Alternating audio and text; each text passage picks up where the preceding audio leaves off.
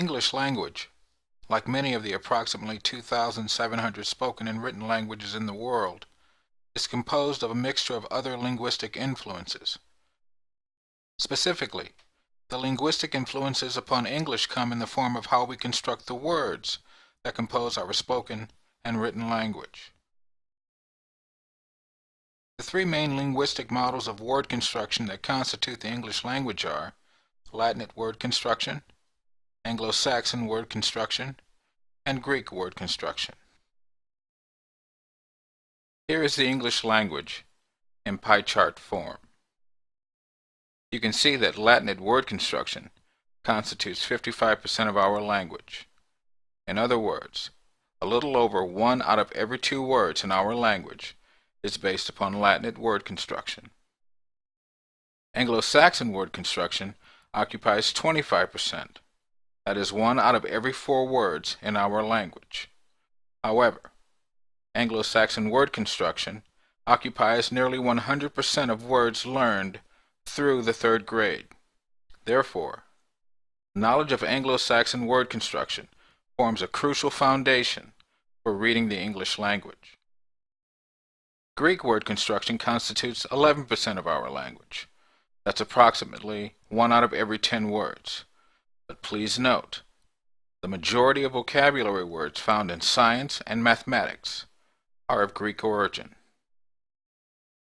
Studying Latinate word construction is not only a worthwhile endeavor, it's crucial to the academic foundation of students.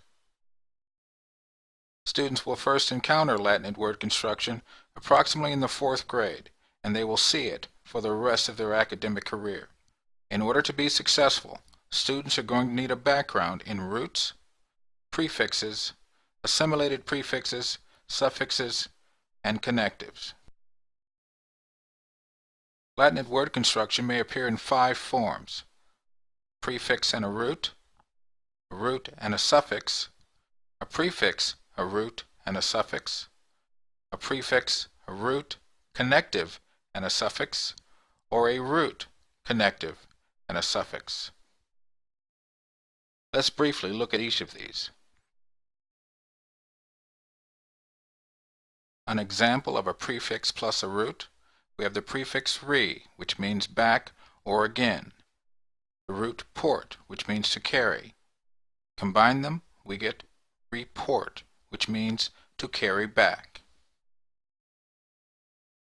Example of root plus suffix: we have the Latinate root mote, which means to move, plus the suffix shun, which means the result of an action. We combine them, we get the word motion, which means the result of moving. For an example of prefix, root, and suffix, we have the prefix trans, which means across, the Latinate root mis, which means to send, and the suffix shun, which means the result of an action. We combine them, and we get transmission, which means the result of sending across. For prefix, root, connective, and suffix, we have the prefix ir, a form of the assimilated prefix in, which means no or not. We have the root reg, which means straight, our Latin connective ul, and ar, which means that which is. We combine them, we get irregular, which means that which is not straight. An example of root connective plus a suffix: we have the Latinate root grad, which means to step, our connective u, and all, which means characterized by. We combine them and we get gradual, which means characterized by a step. The most critical component of Latinate word construction is the Latinate root. Any word which contains a root must revolve around the concept of the meaning of that root.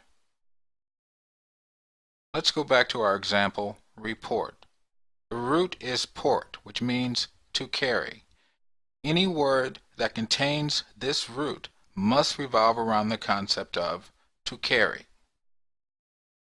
For example, import, transportation, opportunity, disproportionate, insupportable. They all have the same root. Each of these 5 words on your screen revolves around the concept of to carry. To develop a solid foundation in English vocabulary, students are going to need exposure to Latinate roots, prefixes, assimilated prefixes, suffixes, and connectives. Anglo-Saxon word construction lays the foundation for reading skills in the English code. This sequence is a classic example. Please note that it ends with a consonant, which means, by definition, that the syllable should be closed. This vowel should be short. The A should say a. This sequence should say was. But you and I know that it says was. It is non-phonetic. It is not pronounced the way that it's seen, nor is it spelled the way that it's spoken. Anglo-Saxon word construction has given us our spelling rules, like the CVC doubling rule and the CVC doubling rule extended, the long spelling rule, the Y rule, the silent E rule, the FLS doubling rule, and the somewhat confusing vowel teams. Anglo-Saxon word construction may appear in 5 forms. You may have a base word plus a base word, a prefix plus base word, a base word plus a suffix, or a prefix, base word, and a suffix. Let's briefly look at each of these. For an example of a base word, we have ship, flow, house, and knife. I draw your attention to the consonant digraph SH in ship. I also draw your attention to the consonant blend FL in flow and the silent K in knife. Or we may have a base word plus a base word. This is called a compound word.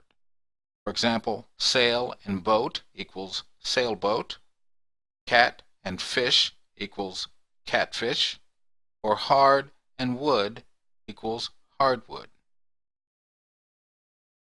We may have a prefix and a base word. For example, mid and night equals midnight, with and hold equals withhold, or for and get equals forget. Base word and a suffix. For example, get and ing equals getting, kind and ness equals kindness, or wood and n equals wooden. For our prefix base word and suffix, we have under plus right and in equals underwritten, over plus sleep plus ing equals oversleeping, and lastly, be plus wilder plus d equals bewildered. To develop a solid foundation in the English code, students are going to need early on exposure to base words, derivatives, spelling rules, vowel teams, blends and digraphs, and because Anglo-Saxon word construction gives us most of our non-phonetic words, strong sight word vocabulary. Greek word construction, although it only comprises 11% of our language, is where we get most of our advanced vocabulary in mathematics and science. Students begin to encounter Greek word construction in the early stages of the middle school, and it will extend throughout the rest of their academic careers. In order to be successful, students are going to need exposure to Greek combining forms and the connective O. Again, most of our advanced science terminology or mathematic terminology comes from Greek word construction. Here are 4 classic examples: biology, geometry, geography, and trigonometry. Greek word construction may appear in 2 forms. combining form plus combining form, or combining form plus a connective O plus a combining form.